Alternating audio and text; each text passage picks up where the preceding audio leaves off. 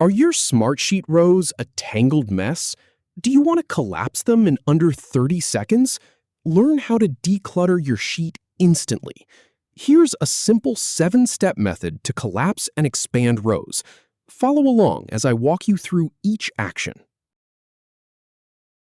Go to the Smartsheet homepage. Then, open the sheet where you want to collapse rows. Locate a parent row with child rows underneath. Go ahead and highlight the child rows, or the specific rows you intend to collapse.